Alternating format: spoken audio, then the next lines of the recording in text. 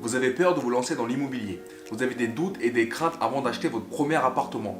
C'est pourquoi je vous fais cette vidéo où je vais présenter les 16 grosses erreurs à éviter en immobilier. Je m'appelle Sri et bienvenue sur ma chaîne YouTube Objectif Riche. Quelles sont les erreurs à éviter si vous comptez investir en immobilier? Alors la toute première grosse erreur est de mettre de l'apport, car en utilisant une partie de votre économie pour le financement de votre bien, vous utilisez votre propre argent. Et c'est une erreur. Avoir une épargne de côté est toujours mieux que de ne rien avoir, surtout si cet argent est disponible rapidement. Donc si vous avez une épargne de précaution de côté, c'est toujours mieux que de se reconstituer une épargne qui peut sembler longue et compliquée. Car vous pourrez utiliser cet argent en cas d'urgence ou pour l'utiliser pour des futurs projets d'investissement. Imaginez que vous aviez pendant 5 ans économisé la somme de 20-30 000 euros et que vous décidez d'utiliser cet argent comme apport pour un futur projet d'acquisition. Et bien cet argent serait perdu immédiatement dès la signature chez le notaire et vous devriez attendre encore 5 ans avant d'investir le temps de se reconstituer cette somme.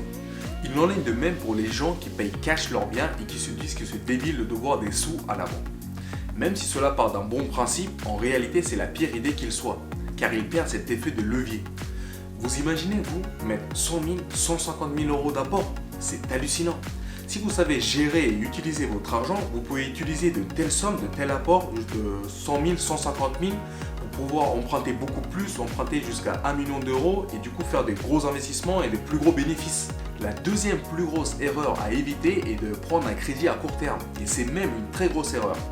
Le problème d'un crédit à court terme, c'est que votre mensualité sera très élevée. De ce fait, vous allez toucher un petit bénéfice, car votre loyer ne couvrira à peine votre prêt. Ou alors, vous devriez même rajouter de l'argent de votre poche, ce qu'on appelle l'effort d'épargne, pour pouvoir rembourser votre prêt. Donc en gros, votre rentabilité sera très mauvaise, car votre loyer ne compensera même pas votre crédit. Il sera alors très compliqué pour vous d'obtenir un second financement auprès de votre banque pour votre deuxième projet d'investissement. La solution du coup, et il n'y en a qu'une, c'est d'obtenir la durée la plus longue, c'est-à-dire un crédit sur 20-25 ans, car vous allez avoir une mensualité très faible, avec un meilleur cash flow, et vous allez avoir une marge pour pouvoir réemprunter. L'idée, c'est d'avoir le plus de bénéfices possible pour pouvoir réemprunter. En théorie, même si vous allez payer plus d'intérêts avec un crédit à long terme, en réalité, grâce à vos loyers, cet argent que vous êtes en train de perdre, entre guillemets, vous ne la verrez même pas. Ce que je veux vous expliquer, c'est que sur le papier, un crédit à long terme vous coûtera plus cher. Mais comme c'est le locataire qui vous rembourse entièrement votre crédit, cette différence, vous ne la sentirez même pas grâce au loyer. A l'inverse, si vous prenez un crédit à court terme, cette différence, vous la sentirez tout de suite car vous devrez rajouter de l'argent de votre poche pour compléter votre loyer. La troisième grosse erreur est d'acheter dans le neuf pour investir. Les personnes qui achètent du déficit foncier, ils achètent vraiment une dette. Car c'est une vraie perte d'argent si vous prévoyez un deuxième investissement. La banque va vous bloquer. Si déjà pour votre premier investissement, vous perdez de l'argent, comment voulez-vous que la banque vous prête de l'argent à nouveau? C'est compliqué. Je m'explique. Si vous achetez de la défiscalisation, du Pinel par exemple, c'est soi-disant une bonne idée pour réduire son impôt. Mais en réalité, votre effort d'épargne va être énorme. C'est-à-dire que vous allez devoir sortir de l'argent de votre poche tous les mois pour compléter le loyer de votre locataire pour rembourser votre crédit. Et comme je vous le disais, vous allez avoir du mal à réemprunter derrière, car la banque aura du mal à vous refinancer pour un autre projet. Et en plus, vous ne pourrez pas imposer votre loyer car celui-ci sera plafonné par l'État. Le but de l'investissement en immobilier est d'être rentable tout de suite, pas dans 20 ans. Si vous percevez par exemple un loyer de 800 euros mais qu'à côté vous remboursez un crédit de 1000 euros, vous perdez 200 euros tous les mois et ce n'est pas ça votre but. Votre objectif c'est plutôt de toucher 200 voire 500 euros de bénéfices tous les mois, mais pas l'inverse. Une dernière information sur ce point, c'est que l'achat d'un appartement dans le neuf sera de 20 à 30% plus cher qu'un même appartement dans l'ancien. Donc si vous prévoyez d'acheter un appartement dans le neuf pour le revendre d'ici 2-3 ans, certes, ça sera un logement récent, mais ça ne sera plus un logement neuf et vous risquez de le vendre à perte. La quatrième grosse erreur à éviter, c'est de tomber sous l'effet coup de cœur. C'est une chose vraiment à bannir. C'est un investissement que vous faites, donc vous devez réfléchir comme un investisseur. Clairement, ça ne sert à rien que l'appartement que vous cherchez soit beau, parfait ou même magnifique. Il faut justement que ça soit tout l'inverse, qu'il soit sale et répugnant avec beaucoup de travaux. Plus vous aurez des travaux et plus vous aurez une affaire rentable. C'est logique, plus un bien est neuf, avec peu de travaux et super bien entretenu, et plus cher il se vendra. Et inversement, si vous trouvez un appartement avec beaucoup de travaux, moins cher il se vendra, mais ça sera plus facile à la négociation. Attention tout de même, lors de votre recherche, si vous ne trouvez pas l'appartement en question avec le plus de travaux possible, ce n'est pas grave, vous n'allez pas non plus passer toute votre vie à chercher cet appartement. Pour ma part, pour mon premier investissement, j'ai trouvé un appartement sans travaux et c'était une bonne affaire et c'est toujours une bonne affaire. Et on en vient à la 5e erreur, c'est concernant la négociation. Acheter un bien sans le négocier, c'est également une grosse erreur. Par peur de passer à travers l'affaire de l'année, on ne négocie pas, on préfère l'acheter au prix pour être sûr de l'avoir, mais c'est stupide. Car qu'est-ce que ça vous coûte de faire une offre à 90 ou même 95 000 euros pour un prix affiché à 100 000 euros? Si le vendeur refuse au prix que vous demandez, ce n'est pas grave, prenez-le au prix. Mais au mieux, vous allez gagner, si le vendeur vous fait une contre-proposition, à 99 000 euros, vous allez peut-être gagner 1 000 euros. Et c'est 1 000 euros en claquement de doigts, car vous aurez osé demander, vous aurez osé négocier. N'hésitez pas non plus à titiller un petit peu l'agent immobilier, car lui seul doit savoir dans quelle situation, dans quel état se trouve le vendeur. N'hésitez pas à lui demander pour quelle raison est-ce que le vendeur vend son bien. Il peut s'agir d'une séparation, d'un divorce, d'un héritage ou même d'un prêt relais. Et toutes ces raisons sont bonnes à prendre pour négocier vraiment un prix fort.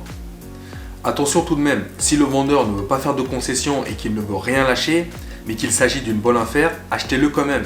Faites de votre côté l'effort pour le négocier, mais si vous n'y arrivez pas, ce n'est pas grave, ne passez pas à côté de cette belle affaire. Et j'ai oublié de vous le préciser tout à l'heure, mais c'est exactement la même chose avec les banques.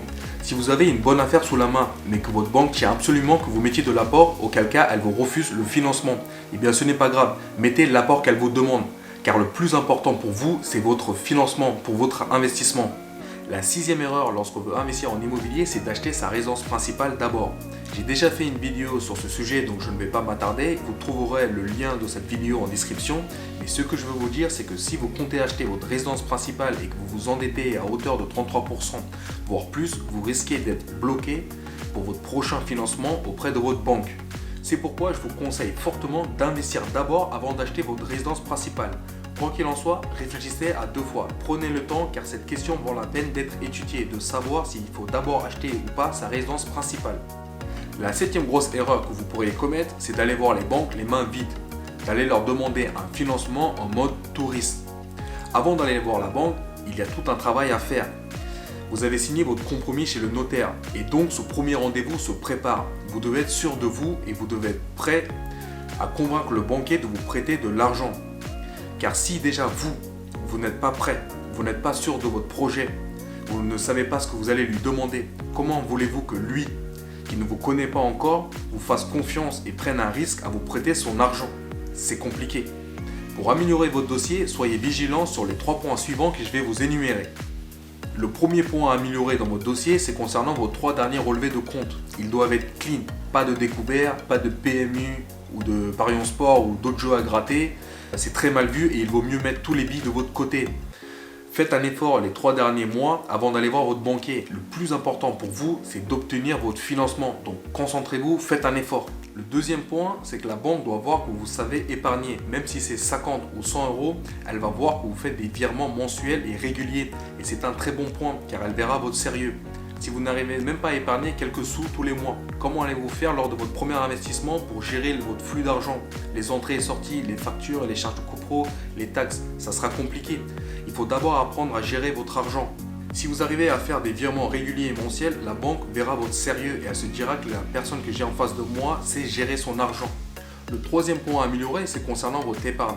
Même si vous n'allez pas utiliser cet argent comme apport, le fait que la banque sache que vous avez 10, 20 000 euros de côté, c'est une sécurité pour elle car elle se dira qu'en cas de besoin, vous pourrez utiliser cet argent pour rembourser le crédit. Et enfin, lorsque vous irez voir votre banquier, soyez sûr de vous. Vous devez connaître par cœur votre dossier et votre projet. Faites en sorte que lui aussi s'intéresse à votre projet. Apportez-lui un maximum d'informations grâce à l'étude de marché que vous lui aurez donnée. Faites en sorte qu'il soutienne votre projet auprès de son supérieur. Nous voilà arrivés à la fin de cette première partie de la vidéo. N'hésitez pas à donner votre avis en commentaire sur les 7 erreurs que nous venons de voir. On se retrouve tout de suite dans la prochaine partie de la vidéo où il nous reste encore 9 erreurs à voir. A tout de suite.